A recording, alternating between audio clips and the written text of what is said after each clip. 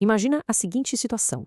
Como é que um exército rebelde é completamente esmagado no campo de batalha, perde a guerra praticamente de lavada e, no final das contas, ainda consegue exatamente o que queria?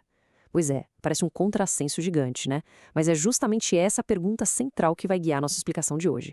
A gente vai conhecer uma história simplesmente fascinante, cheia de estratégias, desvantagens que chegam a ser absurdas e consequências históricas gigantescas. É o tipo de evento que mostra como pressões extremas acabam moldando a política e as leis de um país inteiro.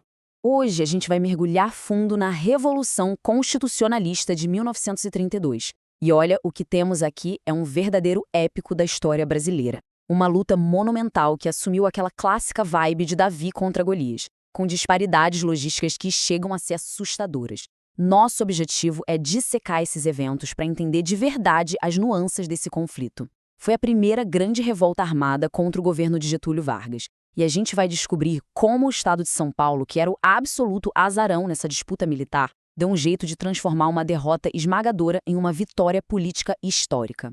Seção 1. O fim da República Velha.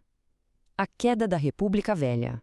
Para começar, a gente precisa entender que a estrutura política do Brasil virou de cabeça para baixo de um jeito impressionantemente rápido. Por muito tempo, a famosa política do café com leite dava as cartas, basicamente alternando líderes de São Paulo e de Minas Gerais na cadeira da presidência. Mas em 1930, essa aliança simplesmente quebrou. O paulista Júlio Prestes até foi eleito presidente em março daquele ano, mas adivinha? Ele nunca chegou a assumir. Em outubro, a Revolução de 1930 colocou Getúlio Vargas no poder, e o novo governo centralizou tudo rapidamente. Eles suspenderam a Constituição de 1891 e fecharam o Congresso Nacional. E para piorar a situação localmente, começaram a nomear interventores que nem eram de São Paulo para governar o estado. A elite local chamava essas figuras, como o tenente João Alberto, de forasteiros. Dá para entender fácil o ressentimento crescendo, né?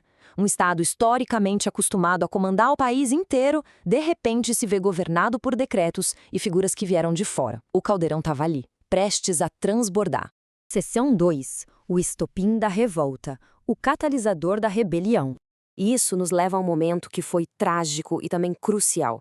Em maio de 1932, os protestos públicos contra toda essa interferência do governo federal em São Paulo já estavam no auge. E aí, no dia 23 de maio, durante uma manifestação no centro da capital paulista, forças ligadas ao governo Vargas abriram fogo. 4 jovens estudantes acabaram mortos: Martins, Miragaia, Drauzio e Camargo. As iniciais dos nomes deles formaram a famosa sigla MMDC. O que era um protesto virou rapidamente um movimento clandestino superpoderoso. As mortes não acalmaram os ânimos de jeito nenhum. Muito pelo contrário, elas empurraram o Estado de vez em direção a uma revolta armada. A energia da época era inegável, algo palpável no ar. São Paulo hoje é um soldado só, de pé e em armas, sem desfalecimento. Essa frase não é minha, foi dita num discurso de rádio super apaixonado do Ibrahim Nobre. O levante armado começou oficialmente na noite de 9 de julho de 1932, e o estado inteiro foi tomado por uma mobilização muito intensa, muito emocionante.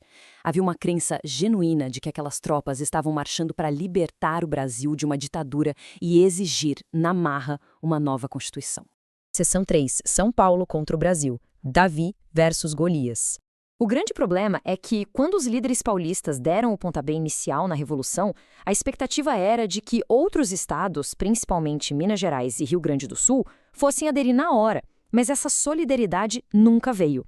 Qual foi o resultado? São Paulo ficou completamente isolado. Para a gente ter uma ideia, o estado conseguiu armar, estourando, uns 35 mil homens. O governo federal reuniu cerca de 100 mil. Na aviação, a Força Paulista tinha exatamente 4 aviões contra toda a frota nacional.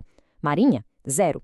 E para manter a nossa análise imparcial, é super importante notar como Getúlio Vargas usou brilhantemente a máquina de propaganda do governo para isolar os rebeldes. Ele cravou a narrativa de que São Paulo queria, na verdade, se separar do Brasil. Embora o objetivo principal do levante fosse sim uma nova Constituição, é fato documentado que algumas figuras paulistas conhecidas, tipo o escritor Monteiro Lobato, de fato defendiam ideias separatistas. Vargas pegou isso e usou para garantir que o resto do país olhasse para São Paulo como um inimigo em comum. E toda essa disparidade logística assustadora pode ser resumida em um único número: 4,4. Era exatamente essa a média de balas por dia que um soldado paulista tinha para usar. Com as fronteiras do estado totalmente bloqueadas e o mar patrulhado pela Marinha Brasileira, importar armamento virou uma missão impossível. Sobraram uns 6 milhões de cartuchos para a guerra inteira. Se a gente dividir isso pela quantidade de soldados e pelos meses de conflito, a desvantagem é chocante. Dá para imaginar a dificuldade imensa de tentar segurar um fronte de guerra numa situação dessas. Seção 4. Inovações na linha de frente. A engenhosidade paulista sob pressão. Mas olha só, na falta absoluta de recursos, a criatividade acaba tendo que prevalecer, né? A famosa matraca é o exemplo perfeito disso. Como não tinha arma automática suficiente, engenheiros e civis improvisaram um mecanismo simples, de madeira e com uma manivela. O som que ela fazia imitava perfeitamente a rajadas de metralhadora. No campo de batalha, o efeito psicológico disso era um absurdo. As tropas federais direto recuavam achando que estavam tomando fogo pesado, quando na real era só barulho de madeira. Além disso, a indústria que já existia em São Paulo começou a improvisar. Eles construíram trens blindados de respeito e adaptaram morteiros para tentar compensar a falta bizarra de equipamento militar de verdade. E não foi só na engenharia militar. A mobilização de quem não estava no exército foi massiva. Pessoas comuns começaram a doar alianças e joias naquela famosa campanha Ouro para o Bem de São Paulo, tentando levantar dinheiro para financiar as tropas e até dar lastro para uma moeda própria. A participação das mulheres também foi incrivelmente fundamental. A doutora Carlota de Queiroz, por exemplo, liderou centenas de enfermeiras voluntárias. E temos relatos impressionantes como o da Maria Esguaçábia. Ela era professora numa escola rural primária e decidiu ir direto para as trincheiras lutar. Ela demonstrou tanta bravura no fronte que foi promovida a sargento no meio do tiroteio. Seção 5. As frentes de batalha. As linhas de frente. No total, a guerra durou 3 meses que pareceram uma eternidade. O estado foi sendo espremido por frentes militares atacando pelo norte, sul e leste. Era um cerco se fechando de forma implacável. Mas, mesmo assim, a resistência tática foi de tirar o chapéu. Tem um caso fantástico, que é o da coluna Romão Gomes. Essa unidade específica usava táticas super ágeis, avançando e recuando, fustigando o Exército Federal sem parar. E por incrível que pareça, mesmo com uma desvantagem numérica absurda no setor deles, os registros mostram que a coluna Romão Gomes não perdeu absolutamente nenhuma batalha durante toda a guerra. É um atestado absurdo de disciplina e liderança no campo de batalha. Só que tática militar e coragem cega, por si só, não fabricam munição. Conforme as semanas iam passando, o peso da artilharia e o número absurdo de tropas federais começaram a esmagar e quebrar as linhas de defesa de São Paulo. O fim começou a ficar evidente. Essa atitude inabalável, mesmo de frente com uma derrota certa, é resumida numa frase do capitão Manuel de Freitas Novaes Neto, o famoso Capitão Neco. Durante uma missão, ele acabou cercado pelas forças federais que mandaram ele abaixar a arma. A resposta dele, ele gritou: "Um paulista morre, mas não se rende", e avançou contra eles antes de ser fuzilado. É pesado, mas ilustra perfeitamente o nível de comprometimento daquelas tropas diante de um colapso militar que já não dava mais para evitar. Seção 6. Derrota militar, vitória política. Vencendo ao perder. A sequência do que acontece logo após a guerra é fascinante e amarra perfeitamente aquela nossa pergunta lá do início. No dia 2 de outubro de 1932, não tinha mais jeito, aconteceu a rendição militar das forças de São Paulo. A guerra armada estava perdida, ponto final. Porém, com a vitória garantida, Getúlio Vargas precisava urgentemente acalmar os ânimos do país e estabilizar o estado mais rico da federação. Então, o que ele faz?